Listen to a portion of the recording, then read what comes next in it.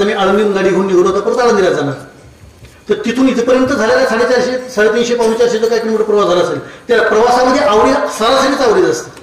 तसं सरासरी 140 कोटी लोकसंख्येमध्ये भारताचं सध्याचं वय 60. जगात टोटल कंट्री ऑफ वर्ल्ड 195 देशापैकी 9 देश असे ज्यांचं आयुष्य फक्त 35 वर्ष. आणि नाथाने तसं वर्णन केले, कलियुगामध्ये विपरीत होईल, बहीण भावालोकांचा विवाह लागेल, 5 वर्षाची नारी भरतार मागेल, 6 वर्षाची नारी गर्भीण राहील. कलियुगाचे दादा ऐकावे उत्तर, पृथ्वी वारा थोडं झुंजाट सुटेल, थोडं पर्वत दादा उडली जातील, 18 जाती एका ठिकाणी येतील.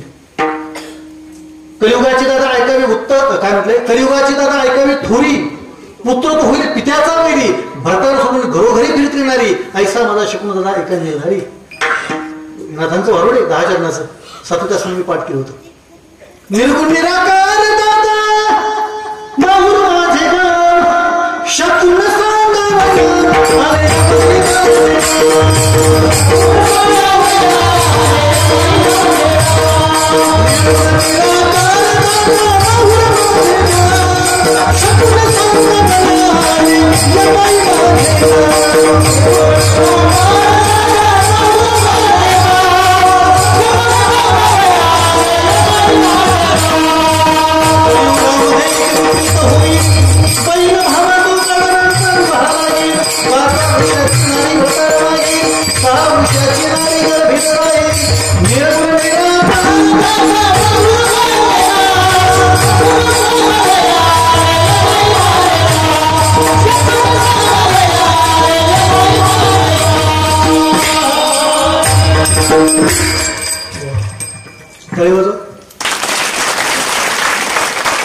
लक्षात ठेवा, कोणी कोणतंही प्रमाण म्हटलं की त्या व्यक्तीचं रिस्पेक्ट म्हणून टाळी वाजवायचं.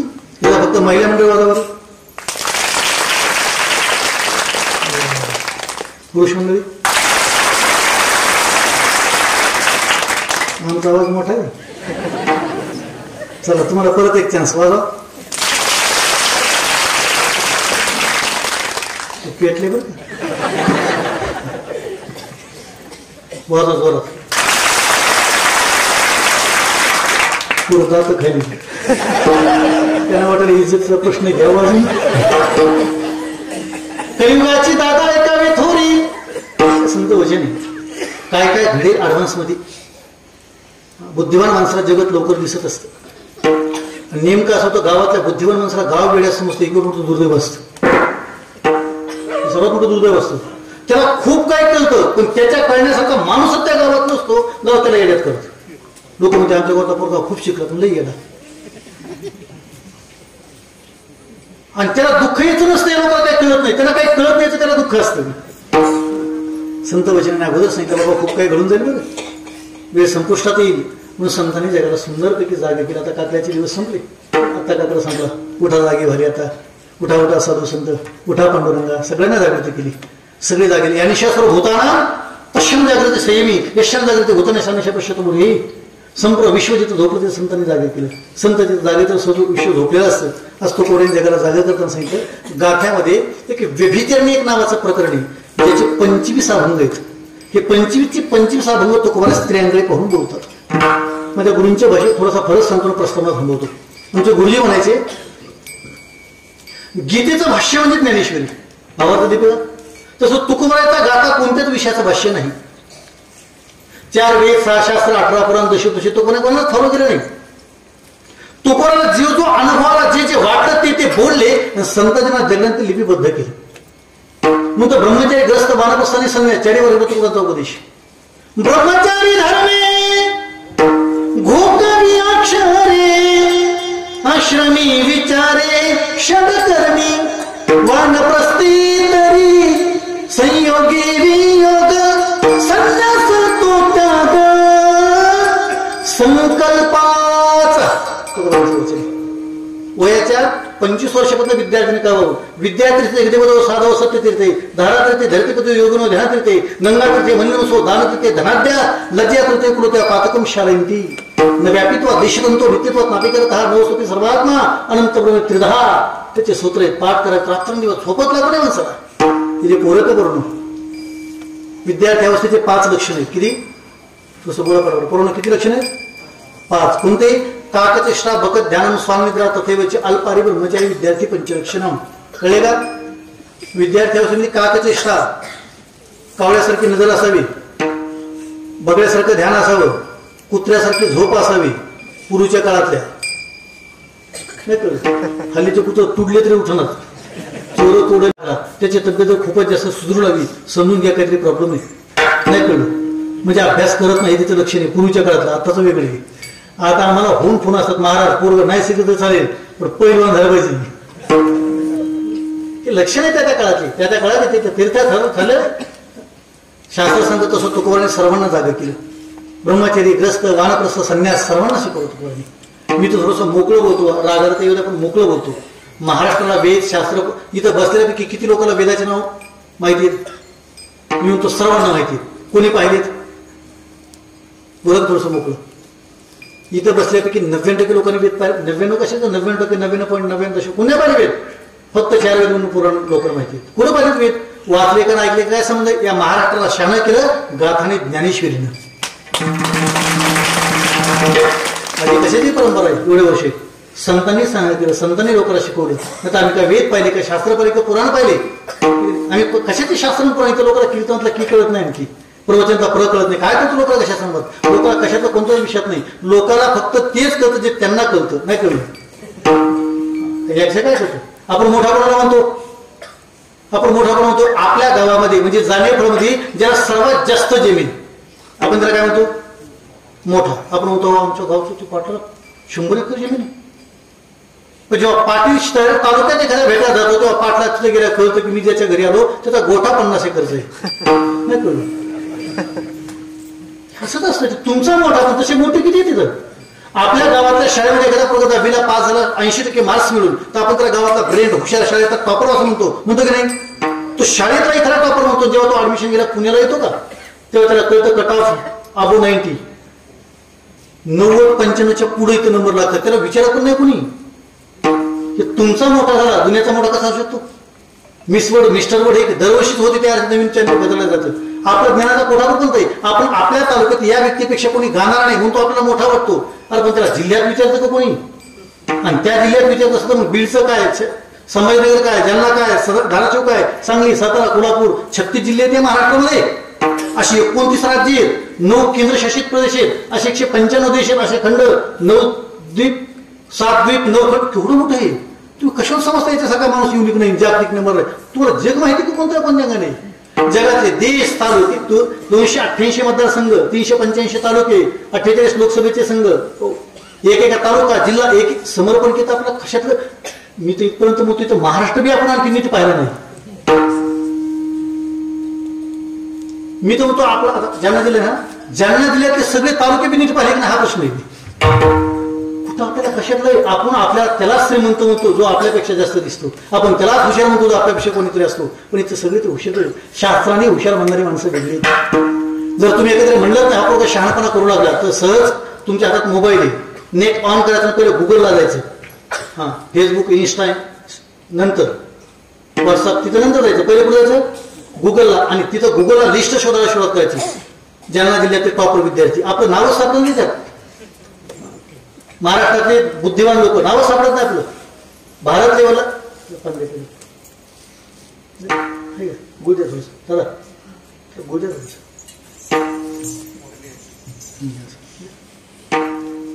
त्रास होत असं काही दुसरं गुळ आता खा बिनदास. मीच म्हणाल काय राहिलं? खा खा खा. मी कुठं खायला? तू खा. तुम्ही तिकडे नका भाऊ, तुला दृष्ट लागेल. निघलं बघा मी बुकाला मला माझं मला त्याचा आणखी मिळ नाही लोकांना गुळाचं. 90% लोकांना गुळ का खातात माहितीच नाही. पावशीर खायली काही त्याचा काय ढिगाची ढिग काय त्याचं काय माहित नाही कोणाला. त्याचा ओरिजिनल खरा अर्थ काय माहिती का? गुळ खाल्ल्याने आवाज येत नाही, गुळ खाल्ल्याने गोड काही समज नाही गुळाचं. त्याचं हे जे माईक आहे ना याच्यात मॅग्नाईट असतं आणि यांनी घसा कोरडा पडतो आणि यांनी कॅन्सर होण्याची भीती असते. शब्द स्पष्ट लोकांपर्यंत जातात म्हणून घसा कोरडा पडायचा तर थोडंसं पाणी प्यायचं असतं. पण पाणी लोकांच्या समोर पिलं तर ते ऑड वाटतं, शिष्टाचार वाटत नाही. लोक व्यक्त होतं अहंकारी माणूस आहे आमच्या समोर पाणी प्यायला म्हणून आपल्या गुळाचा थोडासा कडा खाऊन खावं, खाला की त्याला घसा, एवढंच त्याचं कारण आहे. गुळ खाऊन बेसूर गाणारी माणसं आमच्याकडे बावून पडली. पावसाळ्यात हाणाले तर कसं काय काय समजलं त्या गुळाचं त्याचं काय उगा मी आपलं गोळ मोकळं काय नाही मला जे कळतं ते बोलतो मोकळं काय नाही झालं तर झालं जसं झालं तसं झालं जे आहे ते बोलतो. हे एवढंच कारण दुसरं काय कारण पप्पाच्या गुळ खायचं काय कारण त्याला कणी किती एवढी मोठी दिलं खायला नाही लावायला. मग पापा जे खाली बसले एक नका खडी फेकले आपण सगळेच खाली जाऊ खायचं मला अंदाज नाही. माझा एक स्वभाव बनला होता. मी एक प्रत्येक शब्दाचा अभ्यास करणारा व्यक्ती आहे ना तरी मी कीर्तन फेटा का म्हणतात उपर्ण का म्हणतात विठ्ठल प्रत्येक तुम्ही माझं वैयक्तिक मत सांगतोय बघा शूटिंग चालू आहे मी तुमच्याकडे पाहून बोलतो एवढं शूट करण्यासाठी महाराष्ट्रात पाठवा. वारकरी संप्रदायाच्या संदर्भाने तुम्हाला कोणत्याही प्रश्नाचं उत्तर येत नसेल आणि कोणी देत नसेल तर 9822600762 हा माझा मोबाईल नंबर आहे. कधी फोन करा मग कोणत्या प्रश्नाचं उत्तर घेऊन जा.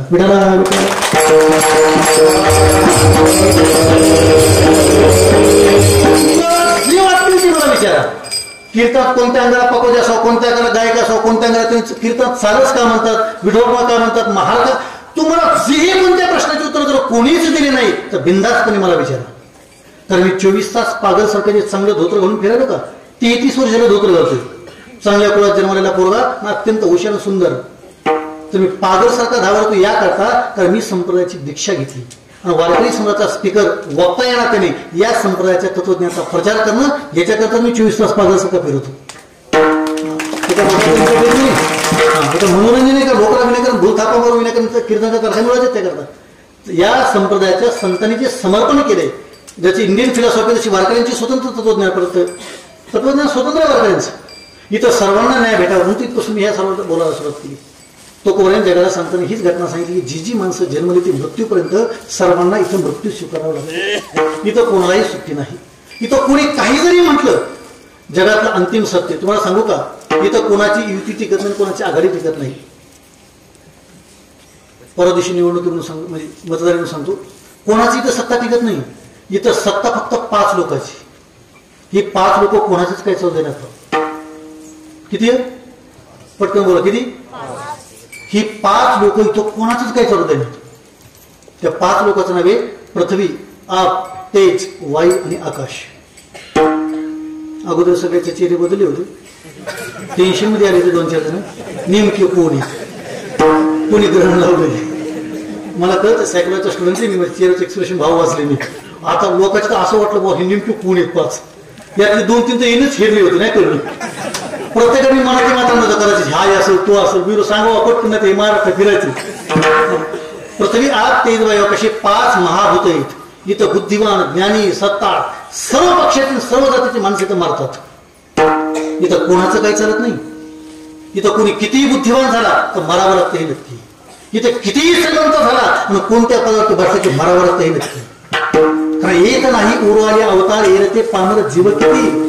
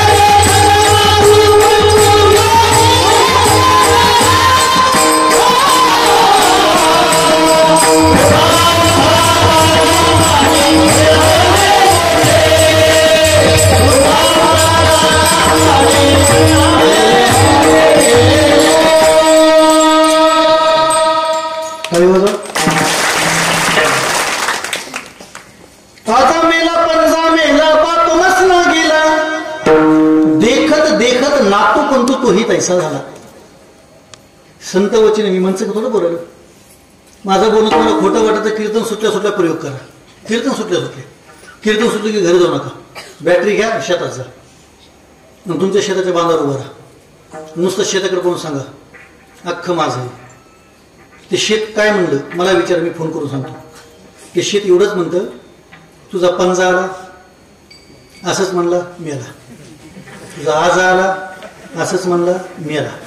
गेल्या वर्षी तो बाप आला नाही कळलं तू आला अरे ह्या बांधावर मी लय पाहिली अशी एवढंच मग इथून पुढे शेतात गेल्या शहाणपणा का कर जाऊ ते फक्त सांगतं तुमच्यासारखी किती मेलेत आणि किती लाखो वर्षे मेलेत त्या पृथ्वीच्या उत्पत्तीचं रिझन त्याला काय आता मधामध्ये कोण वारलं हॉकिंग स्टीफन जेव्हा वारले तेव्हा कृष्ण विवर ब्लॅक होल त्याचं संशोधन केलं त्यानं पृथ्वीच्या उत्पत्तीचे कारण त्याने दिले पृथ्वी कधी जन्माला आली असेल तो पागल झाला पागल 85% बॉडी काम करत नव्हती 15% बॉडी काम करत होती डोळ्याने पासपोर्ट टाकत होता माणूस म्हणजे लाखो वर्ष झाली त्या पृथ्वीला मग आतापर्यंत किती लोक मेले असतील अरे 200-300 वर्षाचा सर्च रिपोर्ट काढा जर तुम्ही भोकरदना जाऊन तर 300 वर्ष आपले नावच नाही तर कोणाचे कशाची जोर बसते आपली इथं शिल्लकच नाही कोणाचं काही हे सांगण्याकरता तर दररोजचे कीर्तन प्रवचन आहे एवढंच सांगण्याकरता की तुम्ही कशाचाच गर्व करू नका इथं सुंदर माणसंही मरतात तर बुद्धिमान माणसं तर ज्ञानी मरतात आणि त्यागही मरतात इथं सुट्टी कोणालाच नाही बरं तुम्ही कितीही प्रयत्न केला तर ते मरतात जगाच्या पाठीवरती मृत्यू वाचावा असा माझ्या नजरेत म्हणजे मी वाचण्यात माझ्यापेक्षा तुम्ही जास्त वाचला असेल पण मी जे वाचले ते सांगतो जगाच्या पाठीवरती मी जेवढं पाहिले त्याच्यात सर्वात जास्त मृत्यू वाचवायचा प्रयत्न करा एकच व्यक्ती माझ्या नजरेत गेला माझ्या नजरेत तुम्ही दुसरं कोणतं नाव सांगा मी नाव सांगतो त्या व्यक्तीचं नाव मायकल जॅक्सन याचे एवढा मृत्यू वाचवायचा प्रयत्न माझ्या नजरेत आणखी कोणता वाचण्यात गेला नाही